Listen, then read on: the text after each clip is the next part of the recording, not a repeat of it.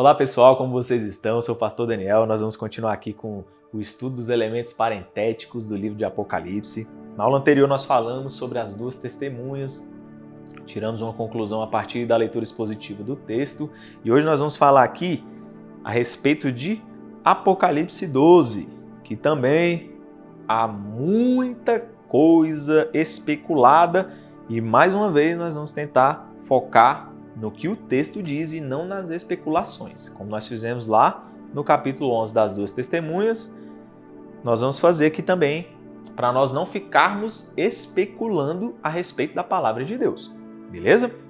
Só queria dar aqui dois princípios para vocês a respeito do livro de Apocalipse. Primeiro, o livro de Apocalipse ele não segue uma cronologia linear. Então, às vezes Deus está falando aqui e aí ele volta na história, né? E aí depois ele pula novamente os elementos parentéticos e aí de repente ele está falando aqui da sexta trombeta, aí entre a sexta e a sétima ele coloca um outro assunto ali. Então o livro de Apocalipse ele não segue uma cronologia linear.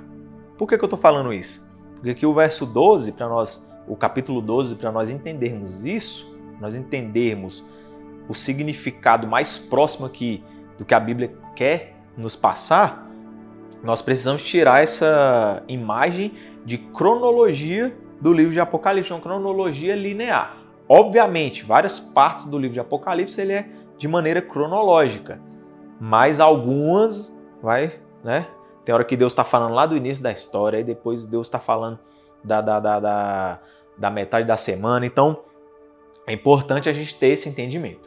Outra coisa, é praticamente impossível nós entendermos o livro de Apocalipse de maneira isolada. Como assim de maneira isolada? Você pegar aqui e falar, agora eu vou estudar Apocalipse e ficar só no livro de Apocalipse.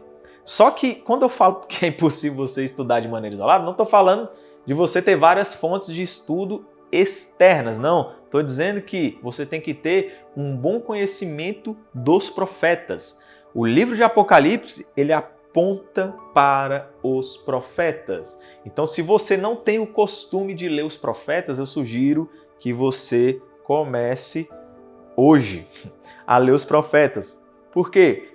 Porque, principalmente ali os profetas menores, são muito apocalípticos, são muito escatológicos. Então, os profetas menores, eles são muito escatológicos.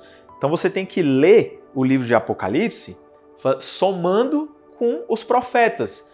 Então, para nós entendermos algumas coisas que estão lançadas aqui, nós temos que ter uma boa conexão com os profetas. E aí, se você não tem o costume de ler os profetas, você vai ter uma grande dificuldade de interpretar aquelas coisinhas aqui mais complexas do livro de Apocalipse. Beleza? Então, leia os profetas. Belezinha? Lá no verso 7 de Apocalipse 10, ele vai falar: se cumprirá o segredo de Deus como anunciou aos seus profetas. Então leia os profetas para você entender o livro de Apocalipse. Não tem como ler o livro de Apocalipse de maneira isolada. Você tem que ter toda a escritura ali como referência para você entender. Beleza? O capítulo 12 ele vai falar a respeito de dois sinais. Que sinais são esses? Uma mulher e um dragão. João ele tem uma visão de uma mulher que está com dores de parto, prestes a dar à luz, e também ele vai ter uma visão de um dragão. E aí, como nós fizemos na aula anterior, aqui eu vou dar algumas visões teológicas, algumas visões de estudiosos, e aí depois a gente faz uma leitura expositiva e tira a nossa conclusão de acordo com o texto, sem especular, beleza? Então essa visão ela vai revelar dois sinais. Qual o primeiro sinal? Verso 1. E viu-se um grande sinal no céu. Uma mulher vestida do sol, tendo a lua debaixo dos seus pés e uma coroa de 12 estrelas sobre a sua cabeça. E estava grávida e com dores de parto, e gritava com ânsia de dar à luz. Ou seja, o primeiro sinal, a primeira visão que João tem, é de uma mulher vestida do sol, tendo a lua debaixo de seus pés e uma coroa com 12 estrelas sobre a sua cabeça. Essa mulher, quando nós vamos estudar, aí tem várias e várias especulações. Alguns dizem que ela é Eva, outros dizem que é Israel. Essa parte aqui que é Israel, nós vamos ver que tem um fundamento bacana. Outros dizem que é Maria, outros dizem que é a igreja. Tem como nós interpretarmos também como sendo a Jerusalém, a Nova Jerusalém, porque Jerusalém é tratada na Escritura como sendo a mãe do povo de Deus. Então, se nós formos buscar as interpretações que existem, são várias. Eva, Israel, Maria, a igreja, Jerusalém. Então, são várias e várias e várias interpretações.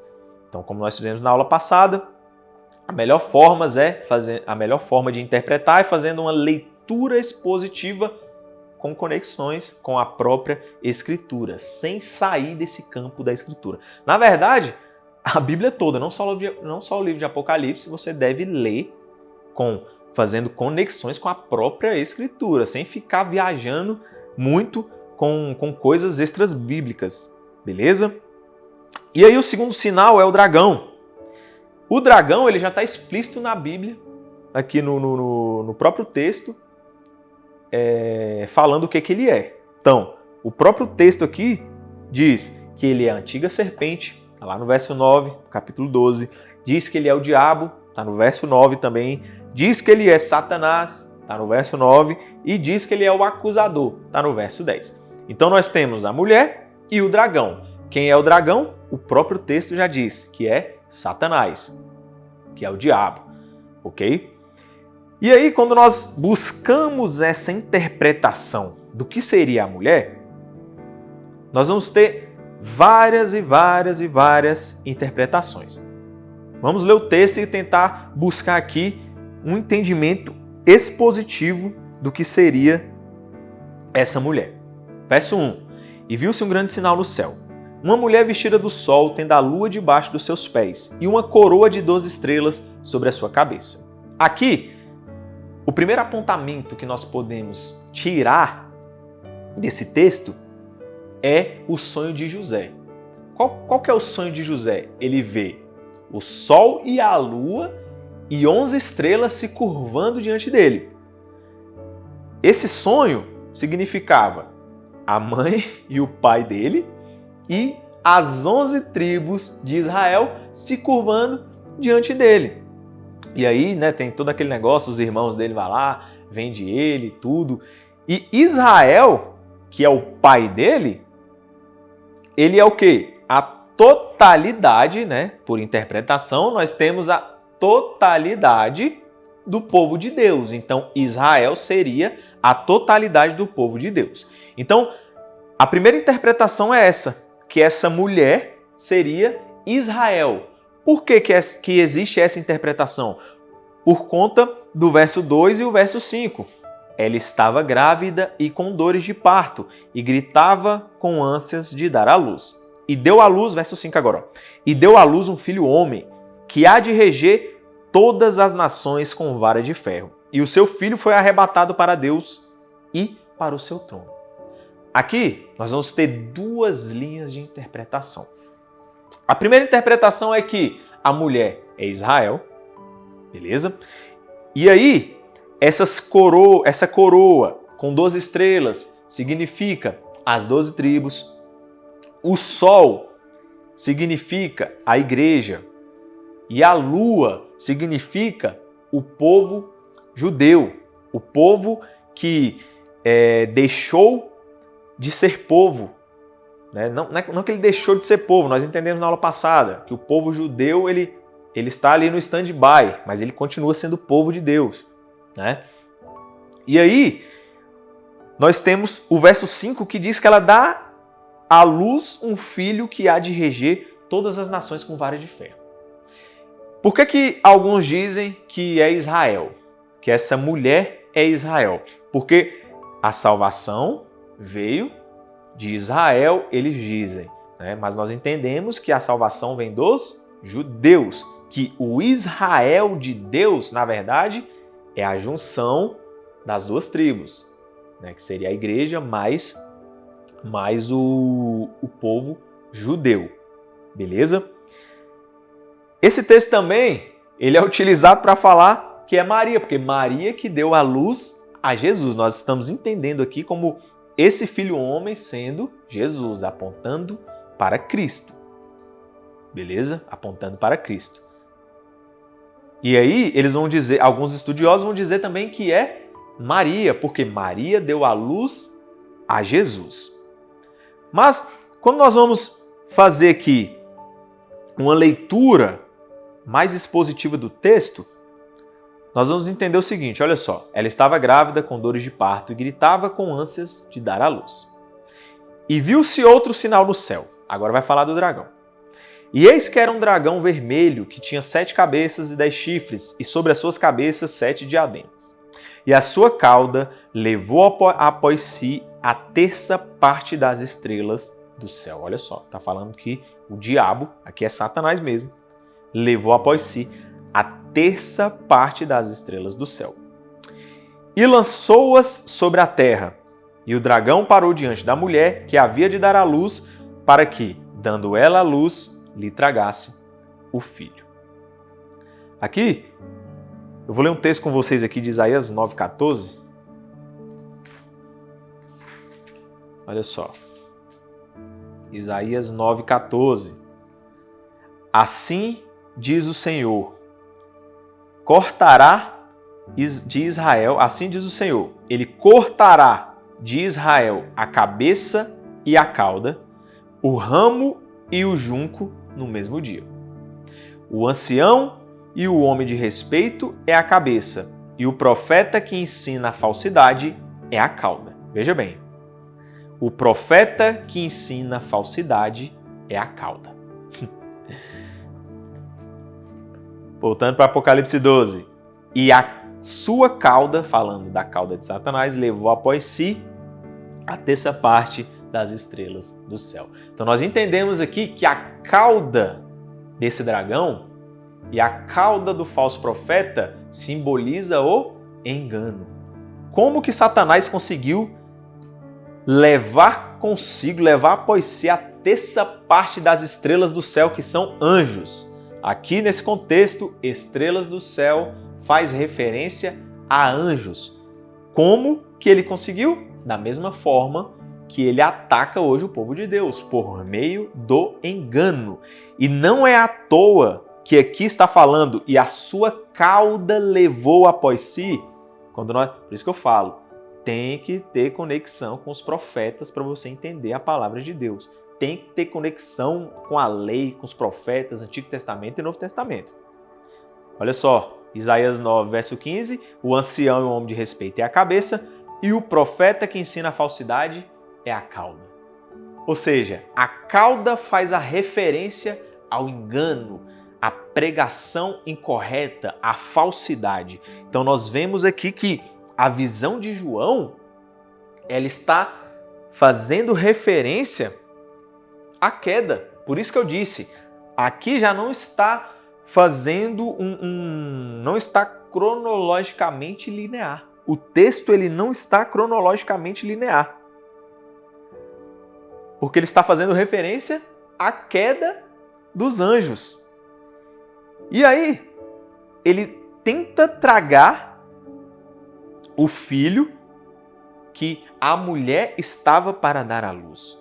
Quantas e quantas vezes na história, quantas e quantas vezes Satanás tentou matar aqueles que ele achava que seria Jesus, que ele achava que seria o Cristo, no período de Moisés, lá no próprio período do nascimento de Jesus, né, que teve aquele genocídio lá de todas as crianças de até 2 anos.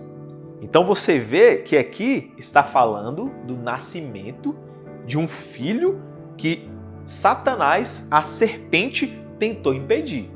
Então, pelo contexto da palavra de Deus, qual o nascimento que Satanás sempre tentou impedir? Você percebe que aqui não está numa cronologia linear? Deus meio que tira isso aqui né? Ele dá uma destacada.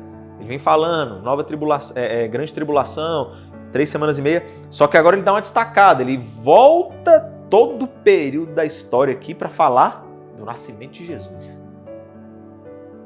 Deu à luz um filho homem que há de reger todas as nações com varas de ferro. Aqui, pessoal, aqui é onde ocorre uma divergência. Por quê?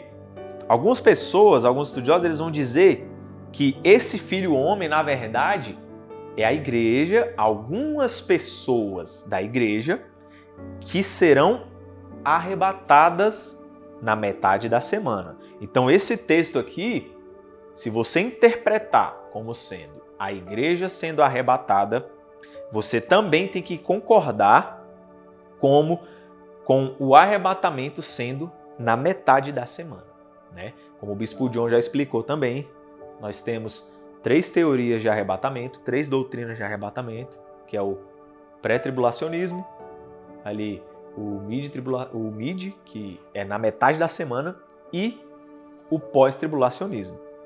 Se nós interpretarmos esse texto aqui como filho homem não sendo Jesus, mas sendo a igreja sendo arrebatada antes de iniciar o período de tribulação, que são os últimos 3 anos e meio, então nós temos que interpretar como sendo o arrebatamento na metade da semana.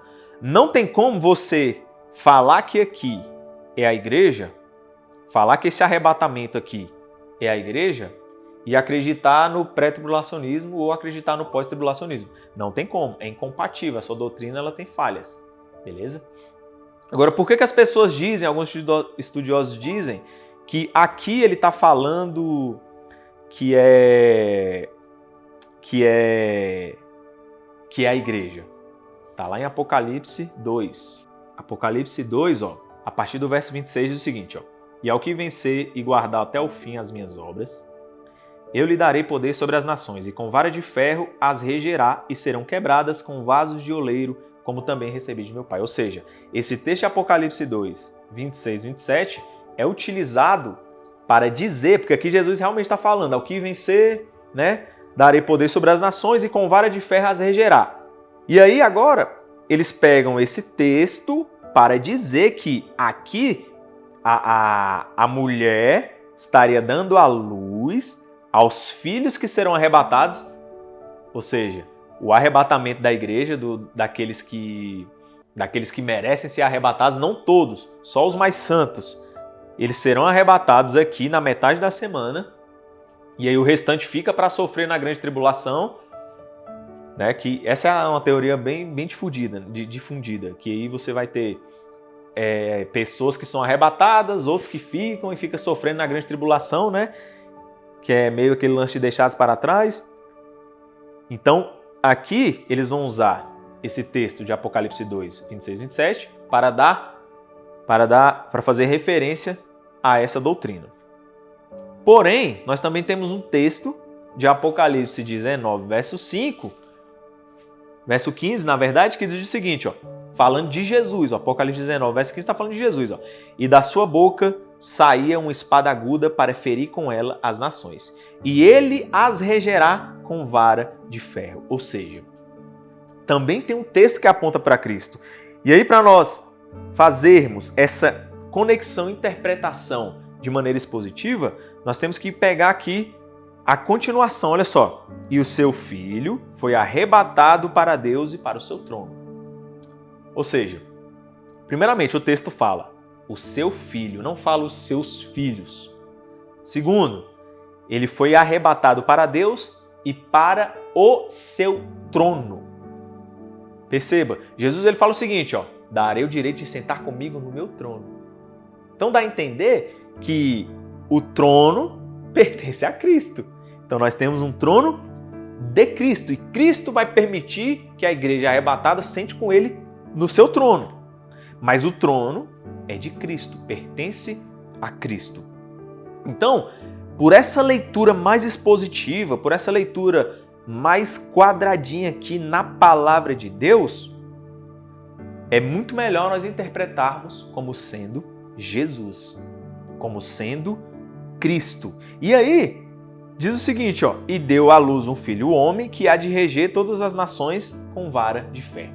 Perceba, deu à luz um filho homem. E esse filho homem que vai reger todas as nações. Ele tem o poder de reger. E por ele ter o poder de reger, é que lá no verso 2, ele vai distribuir um pouco desse poder para aqueles que vencerem. Mas o poder é dele. O poder é exclusivo dele. Beleza? E aí nós temos uma vírgula e diz o seguinte, ó, e o seu filho foi arrebatado para Deus e para o seu trono. Então essa vírgula, ela compreende o período do nascimento de Jesus até a sua ressurreição e arrebatamento. Então nós temos aqui um período de 33 anos dentro dessa vírgula. Beleza? Dentro dessa vírgula aqui nós temos um período de 33 anos. E aí, nós agora entendendo como sendo Jesus, fica mais fácil interpretar o restante.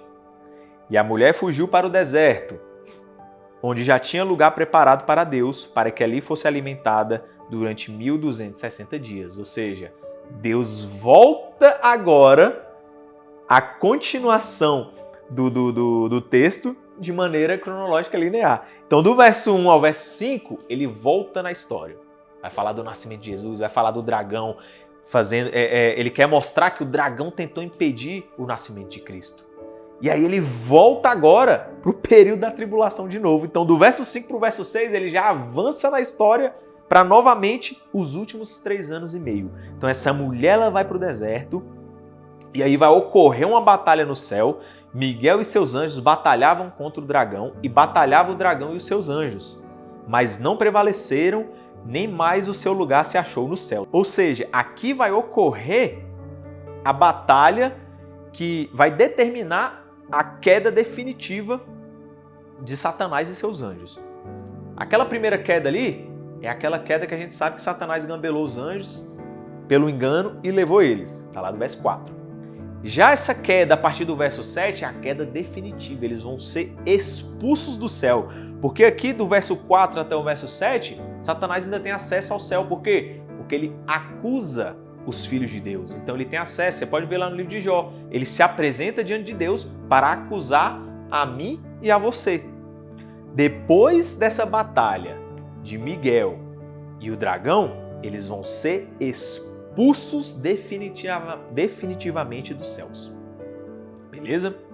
E foi precipitado o grande dragão, a antiga serpente, chamada Diabo e Satanás, que engana todo mundo. Ou seja, olha aí, ó, ele engana todo mundo. Olha o engano, olha a cauda. Ele foi precipitado na terra e os seus anjos foram lançados com ele. E ouviu uma grande voz no céu que dizia: agora é chegada a salvação.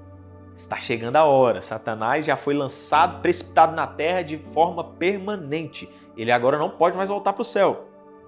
Agora é chegada a salvação e a força e o reino do nosso Deus e o poder do seu Cristo, porque já o acusador de nossos irmãos, olha aí, é derrubado.